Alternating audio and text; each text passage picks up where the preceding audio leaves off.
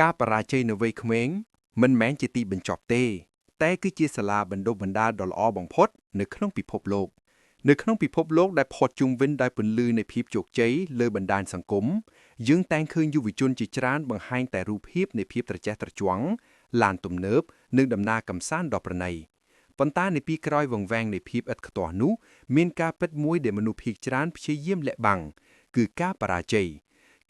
យនៅវ័យក្មេងជារឿយៗត្រូវបានគេមើលឃើញជាស្លាកស្នាមនៃភាពទន់ខ្សោយប៉ុន្តែតាមពិតទៅវាកំពុងដើរតួជាវ៉ាក់សាំងដ៏មានឥទ្ធិពលបំផុតសម្រាប់ភាពជោគជ័យនៅពេលអនាគតបើមិនមានការដួលនៅវ័យ20ឆ្នាំអ្នកប្រហែលមិនដឹងពីរបៀបក្រោកឈរឲ្យរឹងមាំនៅវ័យ40ឆ្នាំនោះទេអត្ថបទនេះនឹងរករកយ៉ាងស៊ីជម្រៅអំពីមូលហេតុដែលការបរាជ័យនៅវ័យយុវជនគឺជាដើមទុនដ៏មានតម្លៃបំផុតដែលមនុស្សម្នាក់អាចមាន 1. ការកសាងភាពស៊ាំនឹងការឈឺចាប់នៅពេលដែលអ្នកបរាជ័យនៅវ័យក្មេងអ្នកកំពុងហ្វឹកហាត់សាច់ដុំផ្លូវចិត្តរបស់អ្នកយុវជនដែលធ្លាប់ឆ្លងកាត់ការខកបំណងមិនថាជាការប្រឡងធ្លាក់ការបរាជ័យនៅក្នុងអាជីវកម្មខ្នាតតូចឬការបដិសេធពីការងារទេពួកគេនឹងបង្កើតបានទៅជាភាពស៊ាំការយល់ដឹងពីការពិតជីវិតពិតមិនមែនជារឿងនិទានការបរាជ័យបង្រៀនយើងឲ្យស្គាល់ពីទម្ងន់នៃទំនុកចិត្តនិងផលវិបាកនៃសកម្មភាពរបស់យើង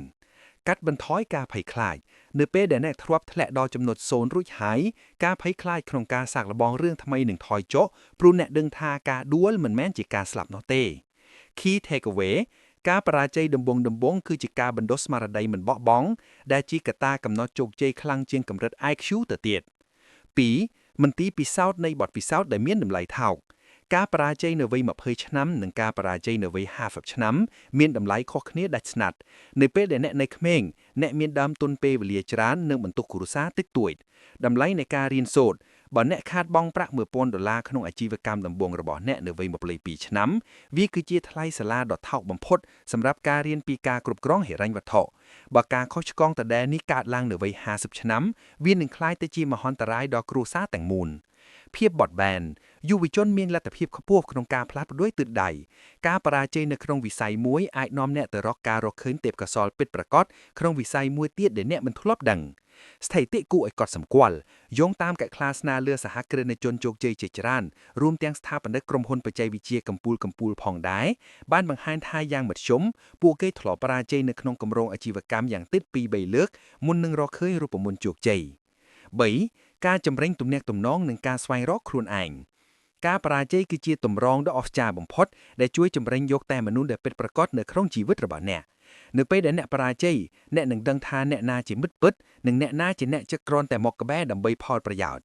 ការបន្ថយខ្លួនភាពជោគជ័យលឿនពេកនៅវ័យក្មេងអាចធ្វើឲ្យមនុស្សមានអំណោយហួសហេតុការបរាជ័យជួយឲ្យយើងចនដីរៀនស្ដាប់និងរៀនទទួលការរិះគន់ដើម្បីកែលម្អការពិនិត្យមើលខ្លួនឯងការបរាជ័យបង្ខំឲ្យយើងសួរខ្លួនឯងថា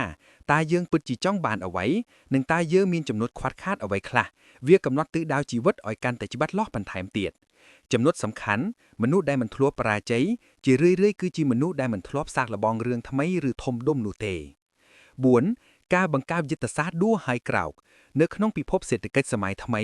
ភាពឆ្លាតវៃមិនមែនស្ថិតនៅក្នុងការមិនដែលខុសនោះទេប៉ុន្តែស្ថិតនៅក្នុងល្បឿននៃការកែតម្រូវការរៀនតាមកំហុស feedback loop ការបរាជ័យផ្ដល់នូវទិន្នន័យដែលសៀវភៅមិនអាចផ្ដល់ឲ្យបានអ្នកយល់ពីចិត្តវិទ្យាអតិថិជនអ្នកយល់ពីទីផ្សារនិងយល់ពីរបៀបគ្រប់គ្រងមនុស្សតាមរយៈការអនុវត្តផ្ទាល់ការបង្កើតភាពច្នៃប្រឌិតនៅពេលដែលជំរិតធម្មតាត្រូវបានបិទដោយសារការបរាជ័យខួរក្បាលរបស់យុវជននឹងត្រូវបានជំរុញឲ្យរកវិធីសាស្ត្រក្រៅប្រអប់ដើម្បីដោះស្រាយបញ្ហាសកម្មភាពដែលគួរអនុវត្តក្រោយបរាជ័យ 1. កត់ត្រាកំហុសសរសេរមូលហេតុ3យ៉ាងដែលនាំឲ្យបរាជ័យ 2. កុំយកការបរាជ័យមកកំណត់អត្តសញ្ញាណត្រូវចាំថាគម្រោងបរាជ័យមិនមែនមានន័យថាអ្នកជាមនុស្សបរាជ័យនោះទេ 3. ស្វែងរកអ្នកណែនាំ mentor ចែករំលែកបទពិសោធន៍ជាមួយអ្នកដែលធ្លាប់ឆ្លងកាត់ដើម្បីទទួលបានទស្សនវិស័យថ្មី 5. ឥទ្ធិពលនៃគំរូជោគជ័យពីការបរាជ័យពិភពលោកត្រូវបានផ្លាស់ប្ដូរដោយមនុស្សដែលធ្លាប់បរាជ័យយ៉ាងធ្ងន់ធ្ងរនៅវ័យក្មេង 1. Jack Ma ធ្លាប់ត្រូវបានបដិសេធការងារពី KFC និងការងារដទៃទៀតរាប់10កន្លែងមុនពេលបង្កើតក្រុមហ៊ុន Alibaba 2. Walt Disney ធ្លាប់ត្រូវបានគេដេញចេញពីការងារនៅកាសែតដោយសារចៅហ្វាយនានាគិតថាគាត់ខ្វះការស្រមៃនិងគ្មានគំនិតល្អៗ 3. Soichiro Honda ធ្លាប់ត្រូវបានក្រុមហ៊ុន Toyota បដិសេធមិនយកទៅធ្វើការងារនៅកន្លែងជាវិស្វករមុនពេលគាត់បង្កើតក្រុមហ៊ុន Honda ដោយខ្លួនឯងឧទាហរណ៍ទាំងអស់នេះមិនមែនជារឿងចៃដន្យទេប៉ុន្តែវាបង្ហាញថាការបដិសេធនិងការបរាជ័យគឺជាថាមពលរុញច្រានដែលអ្នកជោគជ័យប្រើប្រាស់ដើម្បីសម្រេចគោលដៅធំជាងមុនសេចក្តីសន្និដ្ឋានការបរាជ័យនៅវ័យក្មេងមិនមែនជាការដើរថយក្រោយទេប៉ុន្តែវាគឺជាការដកឃ្លាដើម្បីលោតឲ្យបានឆ្ងាយយុវជនគ្រប់គ្នាគួរតែឈប់ភ័យខ្លាចចំពោះការដួលហើយចាប់ផ្ដើមភ័យខ្លាចចំពោះការមិនបានសាកល្បងវិញប្រសិនបើអ្នកកំពុងស្ថិតនៅក្នុងដំណាក់កាលណាដែលអ្វីៗហាក់ដូចជាមិនដូចបំណងសូមចងចាំថាអ្នកកំពុងសន្សំទុកនៅមេរៀនដែលលុយមិនអាចទិញបានសារចុងក្រោយសម្រាប់អ្នកកុំឲ្យការបរាជ័យមកគំតិចក្តីស្រមៃរបស់អ្នកប៉ុន្តែចូលប្រើវាជាឥដ្ឋដើម្បីសាងគ្រឹះនៃភាពជោគជ័យដ៏រឹងមាំមួយចូលហ៊ានខុសហ៊ានដួលនិងហ៊ានរៀនព្រោះវ័យក្មេងគឺជាពេលវេលាតែមួយគត់ដែលអ្នកអាចបរាជ័យបានស្អាតបំផុត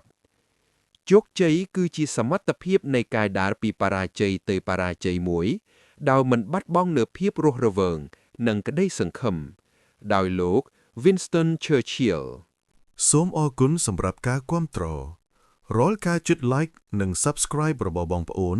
គឺជាកម្លាំងចិត្តដ៏ធំធេងសម្រាប់ខ្ញុំក្នុងការផលិតមាតិកាល្អៗបន្តទៀត